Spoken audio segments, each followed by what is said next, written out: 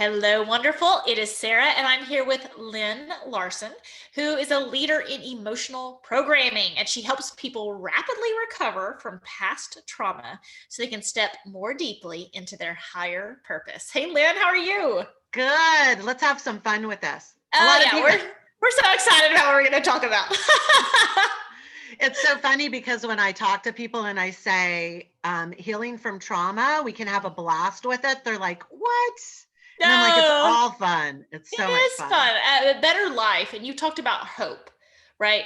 And, if people they've tried traditional methods and they didn't work, and then they feel hopeless and feel like they have to learn how to live with it.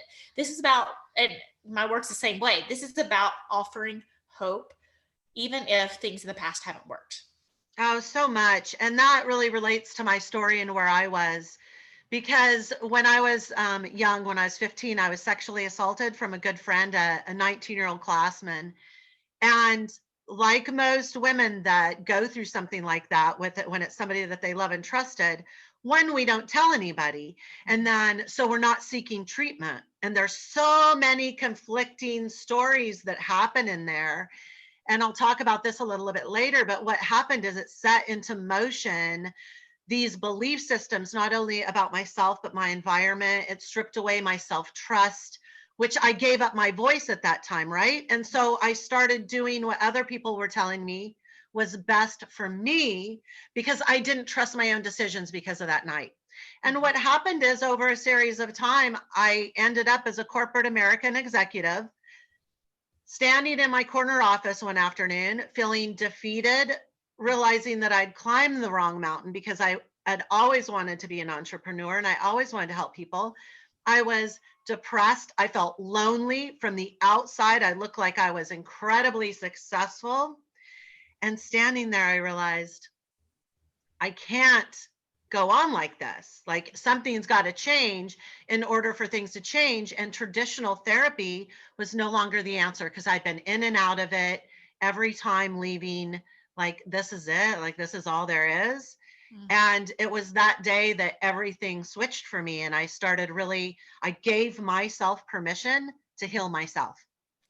Not let, Yes. not laying my health and wellness in somebody else's hands. And so I started like digging into books. I hired mentors. I spent tens of thousands and lots of years studying and all that to bring together the methods that I use within my own coaching, because through all that, I came to know that complete healing is possible.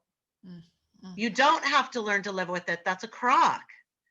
But most of us don't even know where to start. And so I bring that together so that women don't have to spend all the time and money and energy trying to figure it out on their own. And they can like achieve it in a fraction of the time. So we talked about where to start. And let's start with the brain. I think that's a pretty good place to start. When you talk about the logical levels of the brain and how the brain works. Can you give us some insight into what that means? Yeah, so the logical levels of the mind, and this goes back. So I'm a master hypnotist, so I love the brain. Brain science is my jam. But I'm also incredibly woo-woo, so watch out. We're going to break open that can. So here's what happens. You have an experience and you attach a meaning to it. And I'm going to put it into context by my own situation. So I was raped. I attached a meaning and an emotion to that experience. That meaning and emotion are imprinted on my subconscious mind as a feeling, a physical feeling like crying or panic attacks. And then from there, it is imprinted into this unconscious mind as beliefs and behaviors. So this is where we come up with these cycles of distraction. And I'm just going to touch on this because it can be pretty intense. So as we go through life, those uncomfortable physical feelings that might come up, maybe you're not in a dangerous situation, like, being sexually assaulted, but the brain knows feelings, right? It doesn't know the difference between I'm anxious because my life is threatened or I'm anxious because I have to do a live on Facebook, right? It's the same trigger, the same feeling is triggered. So what your subconscious does is it steps in and says, oh, Lynn, you don't want to feel that feeling.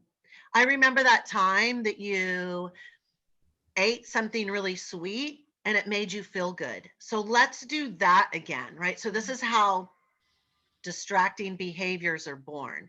Distracting behaviors could be shopping, emotional eating, drinking, going out with the girls, pornography. There's one for me was running. I'm a marathoner. I love it and I use it healthy now instead of before. And you'll see this a lot in runners. They use it as a distraction of uncomfortable feelings. Air quote, I'm going to manage my mental health through it. Okay, I want to land there, okay? Because I ask people, the language I use is, what's your healing strategy? And, because we talk about toxic relationships, right? So I say, what's your healing strategy? They say, I'm exercising more. And I was like, oh, good. Oh my gosh. So have you seen the data that, do you know exercisers never end up in toxic relationships? But people who don't exercise do end up in toxic relationships. But everybody who exercises doesn't end up in toxic relationships. They're like, what? That's not true. I said, then why is exercise your healing strategy? Why why is nights out with the girls? It makes us feel better for a moment. And I think this is where the confusion comes in, because people are saying self-care as a form of distraction. I'm going to go get a mani-pedi to make myself feel good. Right? Okay. And not a lot of people can have this conversation, right? Because they say, oh no, you're doing something for you now. Right. And let's put it in perspective, because sometimes if it's just for the pure joy of it and you're not using it as a distraction from an emotion that you do not, or a feeling you do not want to experience, good for you. But here's what happens. This is the cycle of destructive behavior. And this is what lands probably with 90% of the listeners here. So what happens is you go, oh, I had a great experience at the gym today, or having a mani-pedi that distracted me from my emotions. I'm going to do that. And so you do it and you have a little bit of relief, and then you come out and you're feeling good for a while, and then you start feeling anxious again. And then you go, okay, I'm going to do that again. And what happens is that circle begins to close in until you're just living in a continual fight or flight, distraction, fight or flight, distraction, fight or flight, which is incredibly destructive. And I'm sure your audience knows this. Cortisol in the system, different hormones, it destroys your immune system, your digestion, your gut health. It puts strain on your brain. It just does a lot of damage. So yes, running and going to the gym are great for your physical health. But when we're talking about happiness, emotions, healing from trauma, emotional health, healthy relationships, healthy relationships with yourself, you cannot fix that on the elliptical. No external circumstances. It has to be inside first. Yeah, I love that. So what are some ways that you would suggest people get out of that distraction mindset and start to move forward? Yeah. So the very first thing they have to understand is that they're the thinker of their thoughts. Most people are running on autopilot. And say it again for the ladies in the back. Yeah, they just are running on autopilot, letting their thoughts dictate their emotions, which are creating their habits and their behaviors. Here's what I want to land for you. Everything that you have and everything that you don't have is a result of your habits, period. And when we talk about manifesting, the law of attraction and all this, you can't manifest or attract things that you don't subconsciously believe are possible for you. So your subconscious will dictate the outcome every time. And if you're running on autopilot, you're just going to keep manufacturing those results over and over of struggle, lack, pain. So the first thing you need to become aware of is, I'm the thinker of my thoughts. You can't change the fact that you think, because we are thinking beings, but what you do have the capability of doing is choosing your thoughts. That changes the whole dynamic. Absolutely. Yeah, so it's through that, being able to choose your thoughts, that you begin to change that outcome. This is just like the first step to actually reprogramming your subconscious, because these belief And let's systems. back up, just kind of say, I just want to recap. Okay. Change your thoughts, change your life. Okay. You cannot distract. Self-care is not meant to be a distraction. Okay. Correct. Right. So as you want to learn, again, we're saying going out to eat with your friends is good. Not maybe during COVID, but going out, connecting with humans is obviously good. Exercise is obviously good. It is not the complete healing strategy. It tricks your brain into thinking you're doing something to solve problems. But the real problems are all still underneath, because you have to change your thoughts to actually solve those problems. You can't just operate on autopilot. Correct. Right?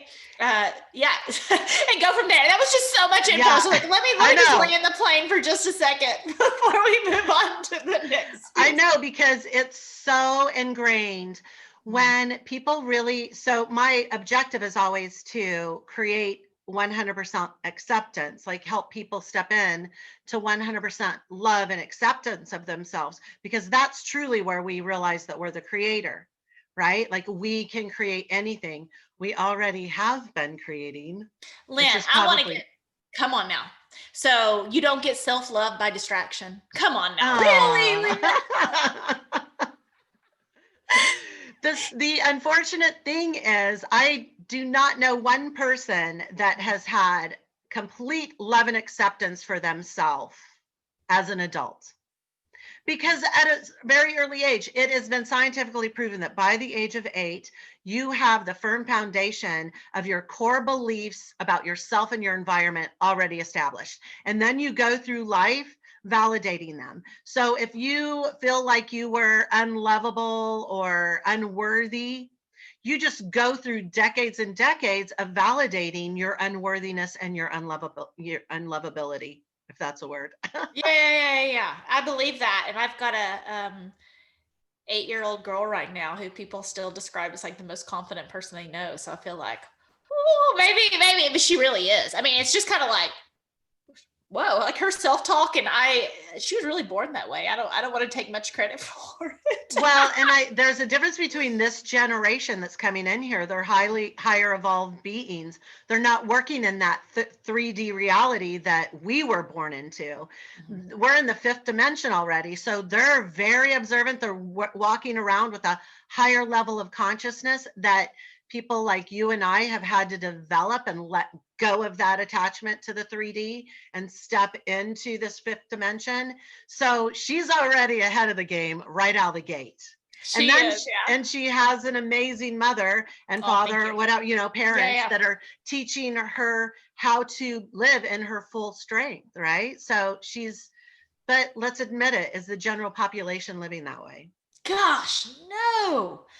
And I mean, I even like listen to her, like the way she speaks, because it is different. You see those, have you seen that video series where it's like Throw Like a Girl? I think it was like a tampon commercial.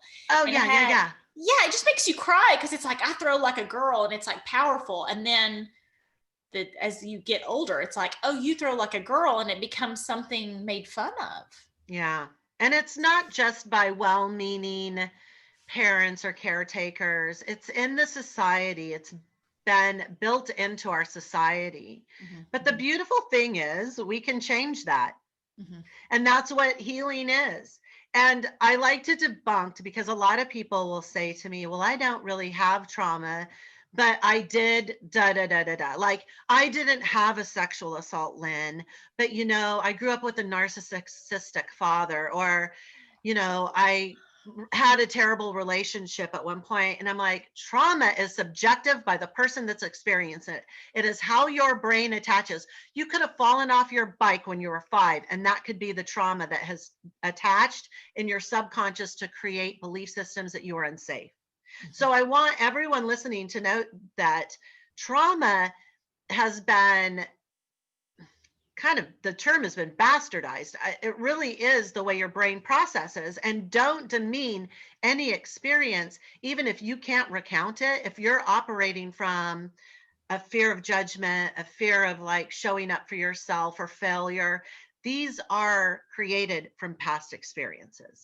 My mom described this really well to me. She actually said, because I had trauma with a big T. You had trauma with a big T, and for a while I was almost like ugly about other people's trauma because I felt like mine was so significant. And my mom said, you could have someone with cancer and someone who just got their hand smashed, their thumb smashed with a hammer. They were hammering a nail and they got their thumb smashed.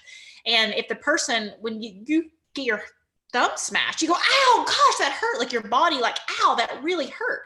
I mean, logically, you're like, but they have cancer, so that theirs is way worse. But your body doesn't experience it that way. You have your that brain pain. does not. Yes, yeah. yes.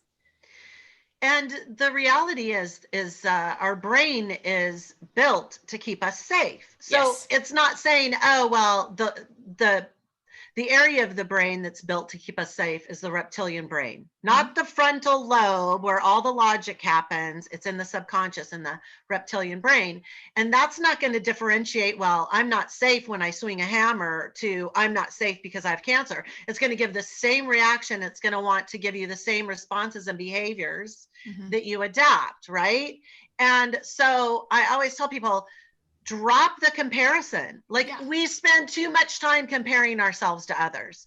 And we are always looking for a way to kind of lighten our load. Well, at least it's not that bad, or at least I didn't go through that. And it's like, stop thinking it's a this or that game, an either or game.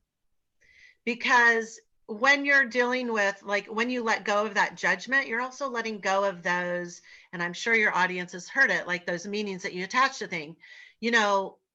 Things only have the meaning that you attach to them, including our words, right? So when we can change our perspective and elevate our consciousness, we really begin to understand what's possible, what we can create, how we can create. Because the reality is, I don't use spirituality. I don't really use that term very much because I feel like it's become really dogmatic. So I like to say cosmic, it's bigger, there's a bigger picture. So when we realize that we are more than this physical body, this physical brain, we realize the bigger picture. We realize how much power we hold to create. And how we project that creation in this lifetime. And when you're operating from struggle and pain on a subconscious level, that's all you can see around you. But when you reprogram that subconscious and you realize your power and you can let go of that past, realize it doesn't exist anymore, and stop making decisions based on those experiences, you can create anything. Immediately, right? Not tomorrow, not I want to, like, I don't know if you have a lot of entrepreneurs, but I hear this from a lot of women and men that I work with, is like, this year I want to make, $5,000 a month. And I'm like, why this year? Why not today? Right? So I'm going to talk a little bit about manifesting, because we can't manifest that in which we do not subconsciously believe in or feel worthy of, right? So let's say that one more time. I agree completely. And let's say that one more time. If someone isn't familiar with that, then that's going to be yes. So because what people hear with the law of attraction manifestation is a vision board with, I make your example, $5,000 a month.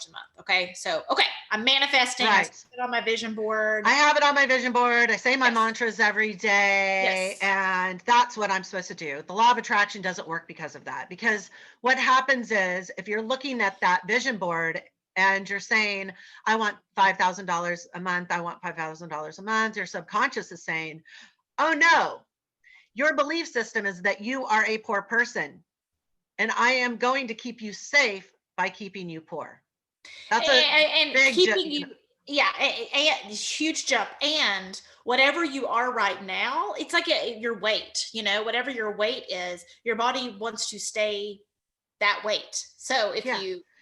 it's So trying to it's keep like, that you normal. don't believe it. Yes. So Yes. we create from our subconscious, right? Your goal is to be aligned. So if you're creating from your subconscious is talking you out of this stuff every single minute of the day. Everything is habit. So therefore you can't step into the things to do to create the outcome you desire, right? So you need to, like I tell people, I'm like, this is a great example. Somebody says, I want to manifest this money. It's like, okay, do you think you can manifest $1 today? Yeah, sure, I think. Okay, what about $100 this week? Yeah, I think I can manifest $100 this week. What about $1,000 this week? Probably if I put my mind to it, I could do. What about $10,000 this week? Oh no, no way, that's impossible. They think that bigger means harder. Woo. Right? Bigger means harder. Yes. And the other thing is that they are separate from this concept or this reality that everything is energy. We have laid so much worth on on money and so much lack of worth on ourselves that we don't feel validated to attract that kind of money rather so quickly, because one, it has a greater value than I value myself. How would I ever be worthy of attracting that much money? Right? I can't do it. So it's like, oh, I work harder, I'll make more money, which is, we know, is absolutely wrong. Hard work and hustle does not equal money. And it's evident everywhere. Let's talk about the farmer, right? Who's Yeah. out there, hard work, hustle, hard work, hustle, hard work, hustle, right? And then let's talk about the person who owns rental properties, and someone else manages the properties. They're out on the beach, like they're, in their situation, it was kind of strategic planning, but just kind of an example in case somebody that is. Well, the thing is that it might have been strategic, but at the same time, it's who they're being to begin with. So I'll talk a little bit about be, do, have, in case your listeners haven't heard this, because this is the real paradigm shift here. So most people are working from, and we'll take weight as an example. If I can lose the weight, then I can do the things I want to do and be the woman I want to be. Right? So this is have, do, be. Once I have that $1 million, then I can do the things I want to do and be the woman I want to be. But the truth is, that's bass backwards. Yes. You must first be the woman. You have to believe and be that woman. What is that woman? Is she confident? Is she committed? Is she integral? Is she loving, compassionate? Is she free giving? Does she receive love back? Who is she? Then you can do the things that she does to create the outcome you desire. So I tell women, if you want to lose weight, then you must first be that woman. And trust me, I have been there. I was that have, do, be woman.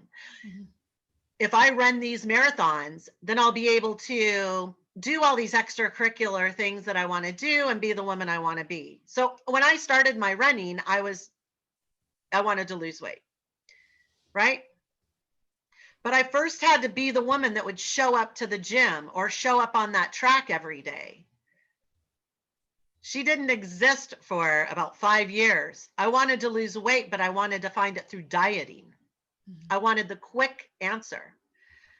I want, if I just do this diet, if I just have that Weight Watchers plan, if I just have that Atkins, if I just have one of these programs, but the truth is I needed to step into my own and take responsibility for who I was being, my own healing, and then start by being that woman, committed, living in integrity, doing all those things to create the outcome I wanted. So you're talking about living in the future version of yourself to some extent, right? But yeah, like an altered ego. Yeah. Yeah, making choices as if you were already that person. And I personally live by that. It was a very hard leap for me. Within life coaching circles, that's pretty That's like the language of life coaching, right? Yeah. And when I first got life coaches, that's a very different language than therapists. Right? Yeah. A shockingly different language than most therapeutic work, right? And so that was exactly, and it was like, okay, what decisions would I make if I was, had just had an interview with Oprah? Okay, so I've got, all these best-selling books, and I've got this, and I've got that, and I've got this, and what decisions would I make if I had just got off the plane from my interview with Oprah and all my friends and family were about to see me, what decisions would I make then? Versus, and trying to make those decisions at the beginning of your journey. And that's why I see so many people, they try to make this leap without investing in themselves, without, just like hopscotch healing, random YouTube videos, no real strategy, distracting because themselves. they've been taught that. Yeah. They've been taught to rely on other people to take care of their internal we don't even know how to be loved or how to love people. We don't know how to deal with our anger or our disappointment in ourselves and others. You know what I mean? Like, we're not taught how to do this. Mm-hmm. And so many people are taught that therapy is the only answer. I can see that changing. Mm-hmm. And it's beautiful. I wish it would change more. But the first thing, and this is absolutely true, and I love that you touched on it, is you cannot do this alone, because every single one of us is living at the capacity of our capabilities. Meaning you don't know what you don't know. So how are you going to get there? So you just keep repeating those same things that you're taught. Oh, I had success on Weight Watchers once. I can maybe do that again.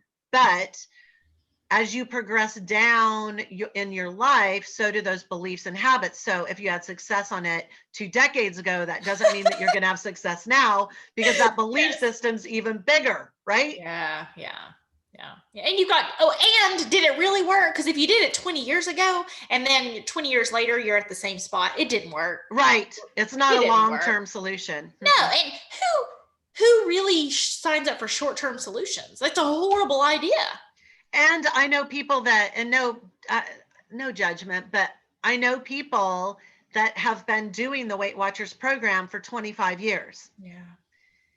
And still struggling and counting those numbers. And in all honesty, like, before I dove into all this work, I was a calorie counting, marathon running, like obsessed with running. And then I would come home and I would, like, if I emotionally ate, because it was another distracting behavior, I would count those calories and then I'd punish myself on the road the next day. I would, drink 5 glasses of wine to try and get over what trauma that I was living in subconsciously. And then I'd beat myself up with more miles doing something I loved. Right. Mm-hmm. And it's like, but that's like counting calories and doing numbers, and that's a miserable way to live. That's not a joyful place to be. It's just like looking at your bank account every day, telling yourself how much money you don't have in it. Mm-hmm. And so what advice would you give to your former self, like that version of you? If you were she was sitting with you right now, what advice would you give her? Oh, I would definitely let her know that healing isn't you don't look at healing as short term. You don't look at it moment by moment, day by day. When you look at it, you want to have, that bigger picture, knowing that I want to heal forever, not just in this moment. Because living in distractions, you're never seeing, like, this is the one question I always tell people to ask themselves. If I don't change anything, where will I be 12 months from now? I love that question. And that really cuts through the delusion. Because most people just think in the immediate, like, what am I going to do today? Yeah. How is my day going to go? But when you think about, crap, if I don't change anything and I do things exactly the same way, or the way I've done last year, the year before that, 5 years ago, and I haven't had the successful outcomes yet, Nothing's going to change if you keep implementing those failed strategies, and you're either going to be in the same place or worse off. And who wants to be in the same place 12 months from now, 5 years from now? Yeah, even longer. And it's so interesting because if you say, what do you wish you'd done a year ago? That's easy. Oh, I wish I'd done this. I wish I'd done this. It's like, okay, well, what do you wish a year from now, what are you going to wish you had done today? And it's like, we get into this, like, it's why I had a dear friend. And I think at this point I told him, I said, oh, I'm going to start my diet Monday. And he goes, everyone's always going to start their diet on Monday, And the thing is, like, we go through this in the program that I have, but the whole thing is when the people that are saying that, one of their habits is you can say it. I'm not even that person anymore. No, I have oh my God, I forgot the word. Procrastination? No, procrastination. That's a habit, right? Yeah. So, and change isn't, when people look at transformation, they're like, okay, I'll like start it on Monday, or I'm going to make these small adjustments. Transformation is not a little bit, a little better, just a little bit more. Transformation is, from the larva to the cocoon into the monarch butterfly. It is not, I'm just going to do a little bit of change here and there, and then I'll get the outcome I desire. And that's how people normally want to strategize it. Like, if I just implement a diet, then my whole life's going to change. No. Okay. And let's have a conversation about that. Because how many people do you know who've had completely, because you talk to people and they don't like their lives, and then they want to completely change their lives. And how many people do you know, it's like, I completely changed my life. I didn't do anything scary. I didn't really change many of my habits. I just kind of watched different YouTube videos, no real commitment to myself, just whenever it's convenient or I was wanting to distract myself, I just watch other YouTube videos. Now I have the love I want. Now I've completely tripled my income. I'm having the best sex of my life. I'm traveling. Like, how many people have you? It's like, no one. That's not a thing. And then people say, Sarah, you seem so brave. It's like, and I'm saying this with all kindness, like, this is oh, your life is so cool. You're so brave. It's like, no, it just, the other way wasn't working. Staying where I that could not be the solution. And it changes for everyone, but there's a time in which they hear something. And that's why I share my story, because I wasn't like always, hey, I'm living my dharma, I'm helping others transform, this is like the life I've always wanted. No, I was living in struggle and debt beyond belief. I was a multiple six-figure earner with an amazing relationship, unhappy as hell, like struggling paycheck to paycheck because of all my destructive behaviors and my lack of my self-worth. And I had to change it all. And when you start moving through that and things start opening up for you and making that transition, you start realizing what's possible for you. And then you don't worry about, if I just find, because this was me, if I just find the right city, if I just find the right job within my career, if I just find the right relationship, like, those will be the answer. And then I'll finally be happy. But no matter where you go, there you're at. From birth to death, the one constant is you. That's all you got. Right. Like, I mean, it's like, I better like me because I'm the only constant in my life. Right. And if you don't love yourself, like, this is the thing that I really want to land, is that it's really important in this lifetime for you to love your body unconditionally. Love in and of itself is unconditional. So if you have any judgment about any part of your body or how it's serving you, you're not seeing the bigger picture, because this is the one body you have in this life to facilitate your expansion, because we can only expand in this carbon base form, in this meat suit, while we're here. So use it to your advantage. And you can't attach yourself to your physical body in a way that's going to hold you back. And this is really coming in a lot in my coaching programs now because I recently was involved in a really massive car wreck that has really shifted my physical ability for the past few months and probably the next 12 months, and my ability to walk and all that. Like I haven't been able to walk for 4 months now, but that has nothing to do with my internal joy. And I can love my body just as much now for what it's doing for me as where I'm taking this in my healing, right? When you love and have deep gratitude for your body, it will serve you in a way that you never thought possible. That has nothing to do with weight, and it has nothing to do with capability. I love it, Right? Lynn. Yes, I love that. So where can people find more out about you? Where does I'm a Lynn live in this world? On the so internet world. Yes. right on the online. So the Cosmic Valkyrie is my website, and on there on the very front page you can get my freebie. That's the Yeah, and I'm three. going to include Yeah, those in the show notes. That's the good. easy steps for distracting and destructive behavior, which is exactly Yeah. what, when I ask people their healing strategies, they tell me like something they're distracting themselves with, but it's hardly ever like even a real problem to solve. It's like dinner with girlfriends, which is great and not a healing strategy. Mm-mm.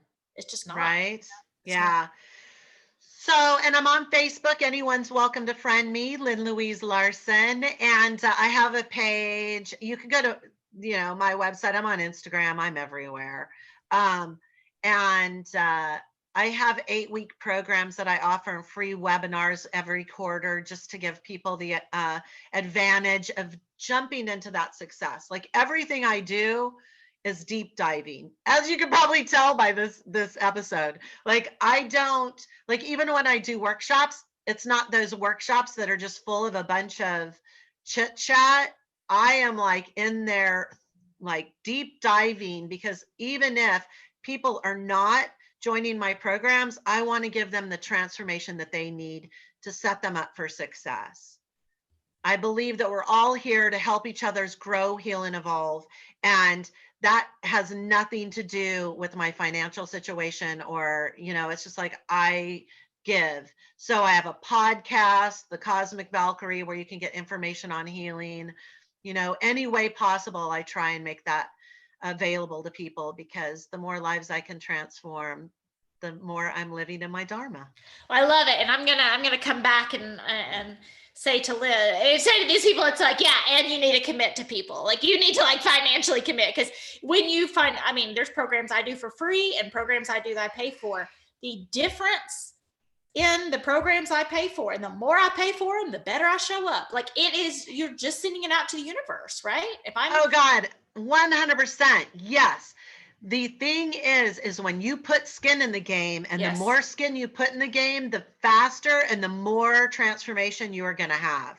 because So, you're not putting skin into Lynn's game, you're putting skin into your game. yes, exactly. Because the bottom line is, this isn't about money for me. When I charge certain amounts for my programs or master classes, it is to bring that commitment level up for the people that are coming to me, right? Absolutely. Because my whole objective is to get that, help them get their transformation. Mm-hmm. And this goes back to manifesting. And I need, like, the money, my business is an avenue for money to come into my life, but it is not the source Mm-hmm. of my abundance.